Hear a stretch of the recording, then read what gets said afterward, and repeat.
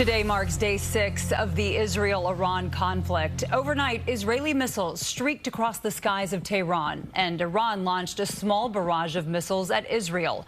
And tonight, the rhetoric is escalating. President Trump says he has not yet decided whether the U.S. will join Israel's ongoing attacks. And Iran's supreme leader said in a national address, Iran will not surrender, and warned any U.S. military intervention would result in irreparable damage. Alice Gaynor has been following today's development. She's here in studio to break down the latest for us. Alice. Christine and Jessica, President Trump says he doesn't think it's too late to reach a deal with the Islamic Republic on its nuclear program, but he did say it was very late to be talking, noting Israel's strikes happened after a 60-day window he had set for talks. A senior U.S. intelligence official and a Pentagon official briefed on the matter told CBS News Iran has missiles and equipment readied for strikes on U.S. bases in the region if the U.S. joins Israel's war efforts against Iran. Maybe you could call it the ultimate ultimatum, right? What essentially was that, though? Oh, I don't want to say it. Look, I mean, give me a break. President Trump spoke to reporters at the White House, continuing to call for Iran's unconditional surrender. Sources tell CBS News he's considering joining Israel in striking Iran's nuclear facilities. And at the Defense Department, our job is to stand ready and prepared with options, and that's precisely what we're doing. They should not dare to threaten Iran. We will do whatever necessary. Iran's deputy foreign minister responded to Trump's comments on CNN.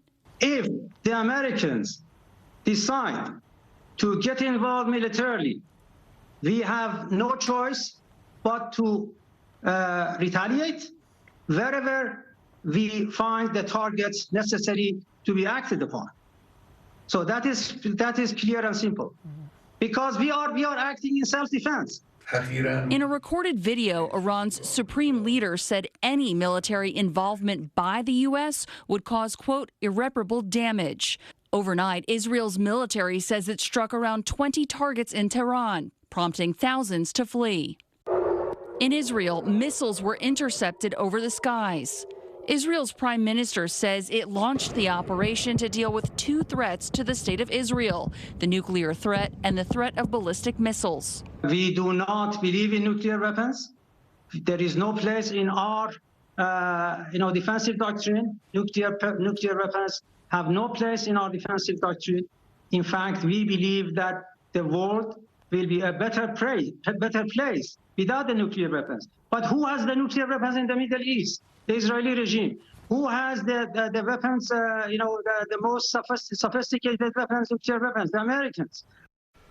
Over the weekend, Iranian authorities said more than 220 people were killed, but there's been no update since then. The U.S.-based human rights activists in Iran organization says it documented at least 452 deaths since the attacks. Israel says at least 24 people have been killed by Iranian missiles that got through its air defense. Christine, Jessica? Thank you, Alice.